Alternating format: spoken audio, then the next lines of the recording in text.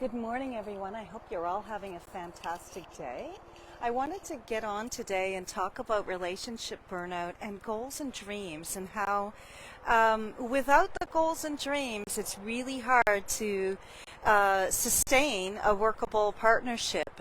And so if you think about your relationship like a business, obviously we get together with our romantic partners, usually out of love and attraction and some lust thrown in there, and, all those pheromones and all of that kicks in. And, we see things that we love about the person and their values and whatnot might really appeal to us. And then as we get into relationships where they're longer and maybe we're sharing living space and whatnot, it really will call into question whether your goals and dreams are aligned.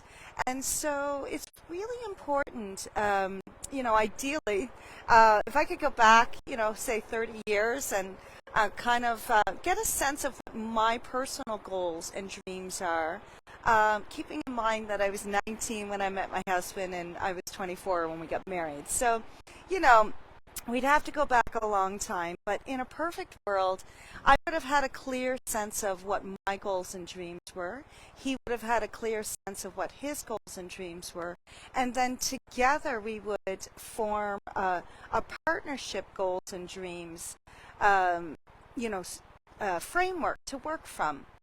And the reason why this would be so important is because once the lust wears off and once the honeymoon phase is over and you're having to actually get into the nitty-gritty of actually building a life together, if you're not clear on what your goals and dreams are as a couple, it can be really hard to know if the things that you're doing on a daily basis, on a weekly basis, and so on, are actually taking you further away from your goals and dreams or bringing you closer to them. So, for instance, to go back to the analogy of a business, if you're an employee, excuse me, and say you have two supervisors, and so say those supervisors are really great people, they bring a lot to the company and to the table, and lots of great attributes, but together they're often, arguing and fighting over things, and, think about what that does to the morale of the team. And so when you take that and you sort of put that into a relationship and maybe a parenting situation where, often there's conflict between parents on parenting styles, and, what's important to one person is not necessarily important to the other. Maybe they're busy working on their goals and dreams individually and they're not really taking in the broader goals and dreams of the family unit. So all kinds of things can come into play, because when we're working in a family unit, of course we all bring personalities, we bring our wants and dreams, and we bring our own past, perceptions and experiences. And so it's not an easy thing to create a life with someone else, and there's going to be bumpy roads.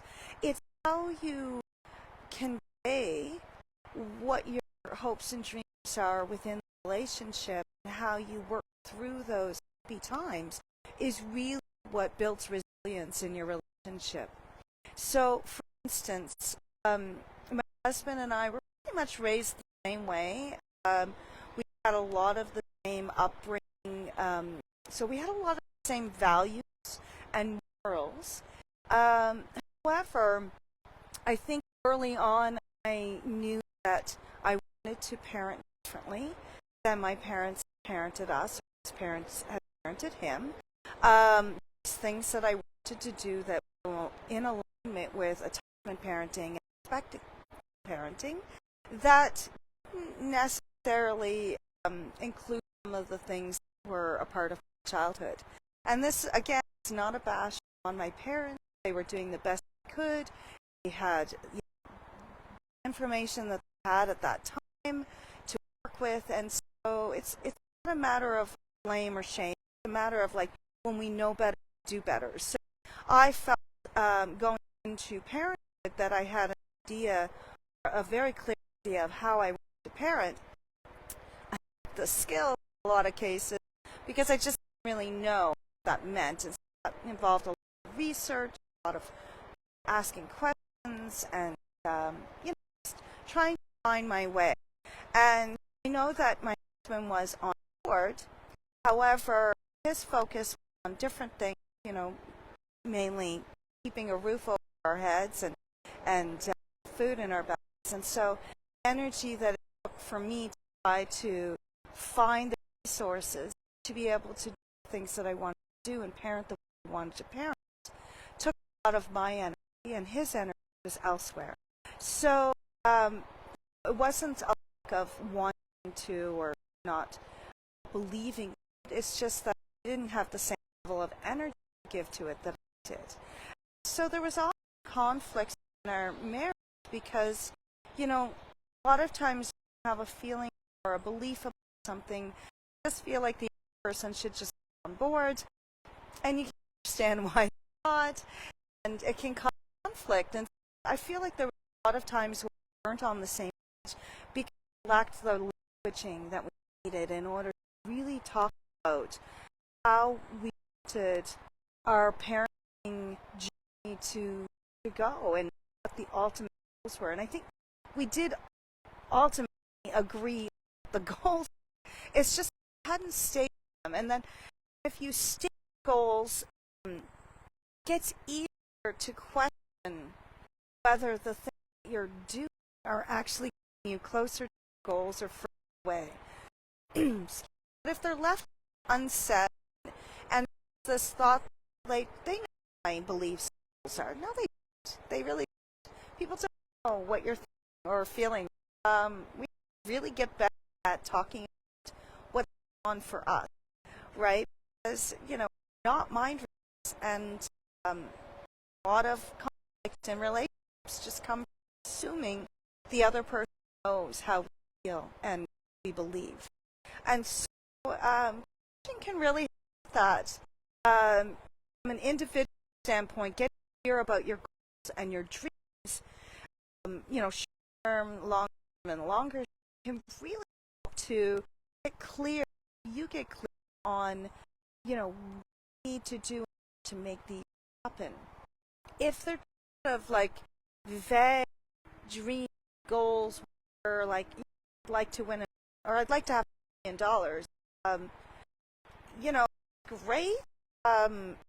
To thought that I would like $1 million, then daily, you're not doing anything that would help that weekly or monthly or yearly, you're likely to achieve your goal. And that's just realistic, right? Unless you get in lottery ticket, the chance of that. It's true for relationship goals, parent goals. So the relationship goal is to build the relationship where we have easy communication, we share with each other our hopes and dreams. Like to have the relationship actually help because we know each other's hopes and dreams, actually help to achieve. And I would have the kind of relationship that grows stronger over time because we continue time to for us. And so if I stay to my spouse and then able to kind of feedback what their hopes and dreams are actually, and as a couple, it gets easier to help each other. It gets easier to get on the same page. You negotiate what those goals are as a couple. You talk about what's important to you and your future success as a couple because it's work. It's not just a like if you happen to be married and you those values, beautiful, great. Mean nothing if you're not putting work to continue to grow that relationship. And I'm particularly religious. I feel spiritual, but religious. However, we can in the Anglican Church because that's important. Husband's family. Was young. However, I remember part of the ceremony, the pastor asked the people that gathered to spend our day with if they support us, not a day, be say, hey, great, support marriage as a community. And beautiful thought. I think nowadays that support, the community support is lacking. Couple, family, small units, smaller and more, off from broader, reasons that come living in the community, living, while I'm sure they're still wishing, support another married in their couple, and a lot is just unknown. I don't know most friends' relationships going. Tell me. I have friends who share those intimate details of our life, but in general, most don't know where I'm, rocky my relationship or not. People don't know, but people do. And it's not sure how to approach this, how to sort of you what I'm saying. Like, yeah, it's great. But how do I do this? First of all, therapy itself can really help you good, clarify what's important to you. What are your lives? It's about getting every day and slog. There has to be life. So is it that gives you what every day? What's important to you? So important you needs your and energy, more things.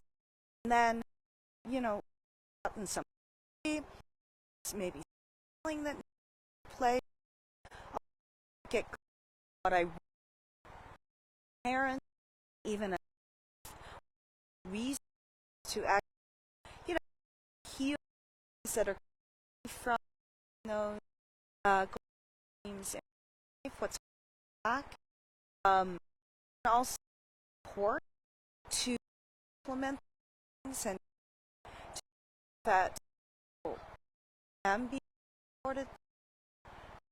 Hard, right? Do the nation this work. It's easy. That's reason. So first, let's get for your coach. All of for work, wound, maybe you shadow. Still, you're not to those things in life. Maybe coach full, and couple sit couple you these both individual, that you're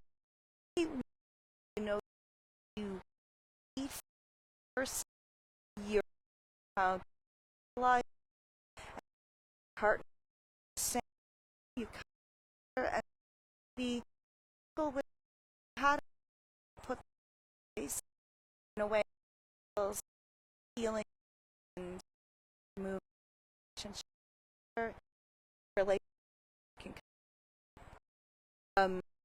it's fun mentor couple know or do right you people couple and long that are other manage get out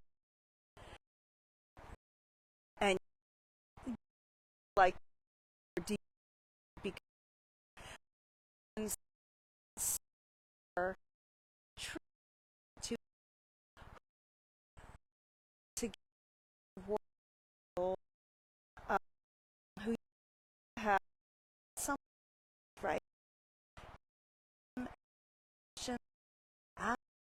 and uh, and being able to because they see what needy and so really just, to your or your good someone who's in the